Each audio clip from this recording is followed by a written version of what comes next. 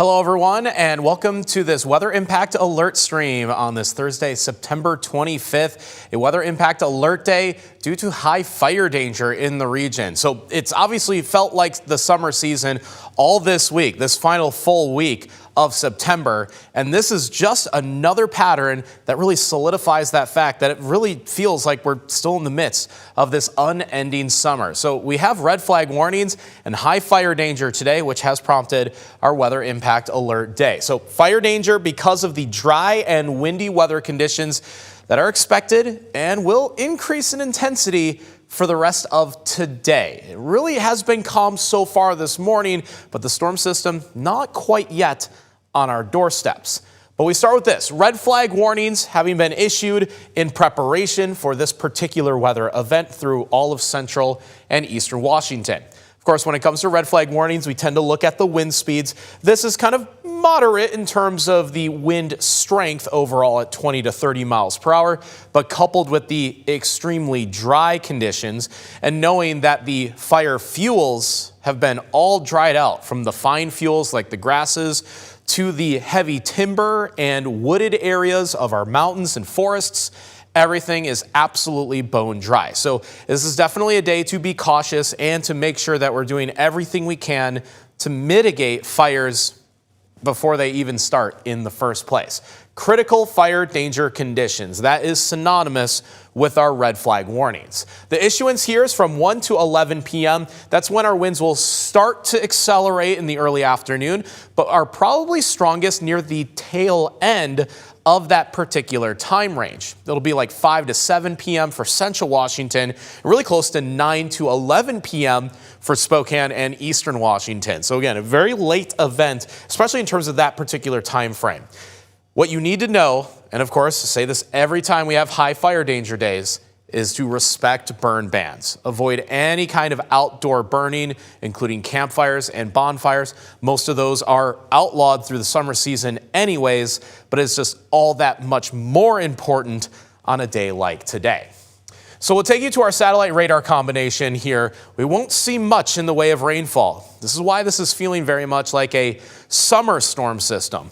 We get a cold front, but it's going to offer very little to almost no rainfall, instead just all wind with this particular front. Large storm system coming out of the North Pacific. It's actually already past its peak in terms of strength, intensity, and maturity. The low pressure area that's anchoring it, actually a bit detached from the cold front, which is now just kind of whisking off eastward into British Columbia right now. It's kind of square over Vancouver Isle, and the frontal system is just off of the Washington coast as of 11 a.m. on this Thursday morning. As this slices through the Pacific Northwest, it's just going to bring all of its wind energy with it. What usually happens is right as that cold front passes, we'll notice a sharp increase in terms of the wind speeds at first, and then it will stay decently intense behind it. That's why I actually analyze the wind speeds as a bit stronger behind the cold front as opposed to in front of it. But we'll notice just a little increase right as the cold front itself passes through. But think about this. This is 11 a.m. right now, and it should easily clear Spokane by 11 p.m. tonight. So it's going to cross the state of Washington in the next 12 hours, which is a pretty fast passage for this storm system overall. Hence the wind energy, of course, which is really helping to move it along in the first place. So let's cover what areas in Washington state are going to experience the strongest wind speeds overall. And for that, it's the areas shaded in red. So this is central Washington, Wenatchee, Chelan, Ellensburg, Yakima, even out towards Vantage, especially if you know that when you cross the river along that bridge, the winds can be pretty strong, especially coming right off of the water. That will be the case as well. I think this extends also into Grant County. So areas like Grand Coulee and Moses Lake are likely to experience wind speeds in this 20 to 30 mile per hour range during the late afternoon hours. Thinking about 5 to 7 p.m. would be approximately the time of those strongest wind speeds. Meanwhile, in Spokane, we don't have the red shades over Spokane County or really over Whitman County as well in the Palouse. I think we're on the lower end of that range, 15 to 25 miles per hour, especially by the time this cold front actually passes by Spokane at about 9, 10, 11 o'clock tonight. At that point, It's losing a little bit of its steam and a little bit of its strength, so the wind speeds aren't quite at those maximums. 15 to 25 miles per hour is certainly on the marginal end to even issue red flag warnings in the first place. But remember, we are so bone dry that it doesn't take much. When it comes to fire danger conditions, that just means any active or new wildfires would burn very aggressively. So that's what we're trying to really avoid for the inland Northwest. Here will be a more detailed hour-by-hour look at this cold front passage. So let's advance this feature tracker forward to 6 p.m. this evening, so about 6-7 hours from now.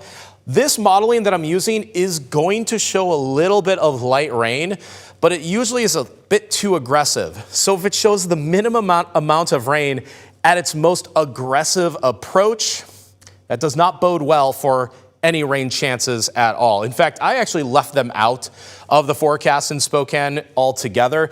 This is really just some cloud cover, but it helped me to kind of delineate where that cold front is exactly going to be as it crosses through. So you saw it over the Cascades at about like 6 p.m. this evening. Here's 10 p.m. Again, just getting into eastern Washington.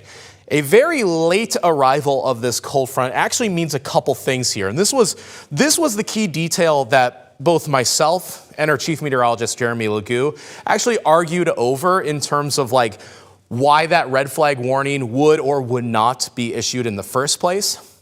At this hour, it's not going to be as hot anymore. That's 10 o'clock at night. I think the temperature will be a bit closer to like 60 degrees, 62. When it's not that hot, it tends to be our humidities actually increase. The percentage, the relative humidity goes up when the temperature goes down. If it's not going to be quite as dry at night, I didn't think that we were going to get that red flag warning initially. Nonetheless, I think it's just the dry ground, the dry fuels, that's a bit more concerning in this case. So we do have that red flag warning issued, again, for most of eastern Washington as well, even though this is about as late as it could get in terms of a cold front passage. So I don't think it's the most severe of our red flag warnings, but it was still, again, dry enough to issue it in the first place. Now we get to about 2 o'clock in the morning. This is Friday morning. Cold front has already cleared the inland Northwest. Look at how clear the skies get as well. Again, this is a very dry, windy cold front passage, which feels just very typical for a summer storm system, and hence our red flag warnings. I had mentioned the fuels. So this is our drought situation, and this map actually does update on Thursdays with data that goes through Tuesday. It actually takes a couple days to analyze a week's worth of data. It comes as no surprise that the entire Pacific Northwest has been incredibly dry this summer. This just really categorizes how dry it has been. The entire state is experiencing, at minimum, a moderate drought. This is the first category of drought. We go from dry to drought.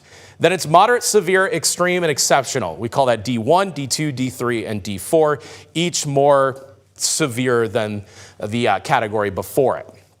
For Spokane and Whitman counties here, notice the red shades. That's an extreme drought. And actually, if you look kind of over my chicken wing elbow here, most of North Idaho is actually in the exceptional drought category, the most severe, that highest category of drought. We're running such a rain deficit that everything is so bone dry that it's just like tinder fuel at this point. So it's a little bit more concerning that we are this dry with any kind of wind, as opposed to earlier in the summer season where it would take more wind for us to be more concerned. But it is, again, so dry that even our marginal wind speeds means that this is a bit concerning. So the key here is to stop fires before they get started in the first place. So that's our latest update on the drought monitor. When it comes to, respecting burn bans and mitigating that fire danger, it's a lot of very simple things. It's things that most of us are probably doing since the start of the summer season, but it always bears repeating, just in case. Follow and respect those burn bans. No debris burns. That's actually been the cause of some of our fires through the summer season, which seems absolutely incredible to me that anyone would decide to do any outdoor burning on a day where it's too windy. Just feels completely idiotic. Don't throw out cigarette butts into the dry grass. That can oftentimes be a spark. Don't park on dry grass. I just mentioned a lot of that grass is just at its absolute driest, so you don't want the heat from the engine or the tires or really the metal parts of the frame of your car in contact with any of that grass. And secure loose tow chains, so that way they're not dragging behind you going down the interstate, because again, anything that's a spark could become a wildfire. We want to prevent that as much as possible. It is vital on days where we have red flag warnings. Now, since this is a cold front, we are expecting a big cool down temperature-wise. Today, it's just another summer day out there. Yes, it's been cool in the morning thanks to our 12 hours of nighttime, but that sunshine and our weather pattern has been heating us up really as best as it can every single day this week. Today, no exception, 81 degrees, the forecast high out of Spokane and Coeur d'Alene. It'll either be upper 70s or low 80s. Definitely one of our hottest days here. And another weather pattern that really solidifies that this is a high fire danger day, it's the last day of our heat wave. How often has that resulted in the highest winds and the highest fire danger? Today was no exception either.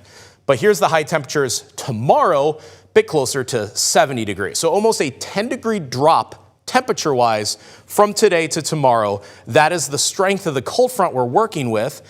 But it's just all being used in the form of wind gusts and none of it in the form of any rainfall, unfortunately. But tomorrow's going to be more temperate for the fall season. Again, high temperatures of 70 degrees actually would put us basically right at the seasonal average for late September. Not below it, just at the average. One other thing to cover here, and then we'll give you a peek at the weekend, is any smoke, dust, or haze in the sky could very well be visible for today. Because of the system coming through, the winds are going to shift out of the west. And there's a couple wildfires that we're watching over the Cascades that would, take advantage of the higher wind speeds and thus burn more aggressively. Like I said, any active or new wildfires would burn more aggressively. In this case, it is the active fires that are likely going to pour out a lot more smoke into the atmosphere once those wind speeds really start to peak across the Cascades.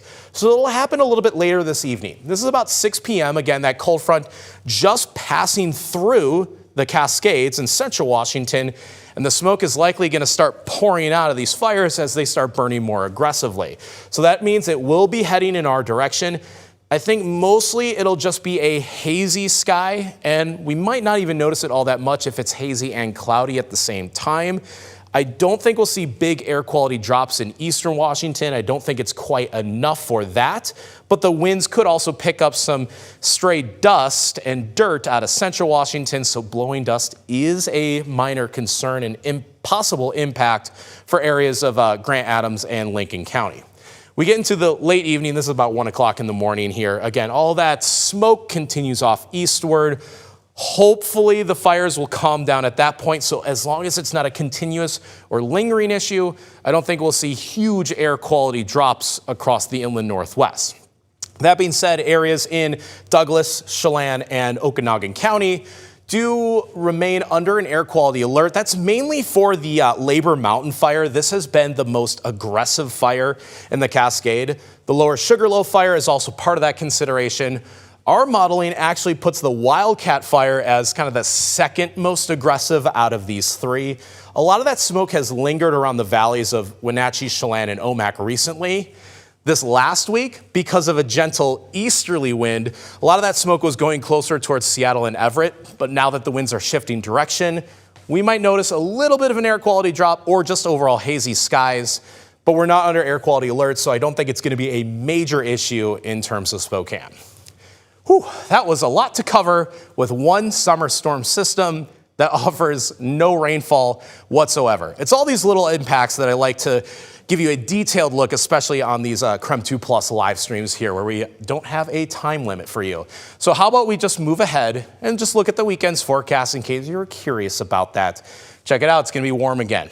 Remember, we're going to lose about 10 to 12 degrees between today and tomorrow, and then we gain it right back over the course of this weekend. So if you thought summer was through, You thought wrong, because this weekend's going to feel summer-like again.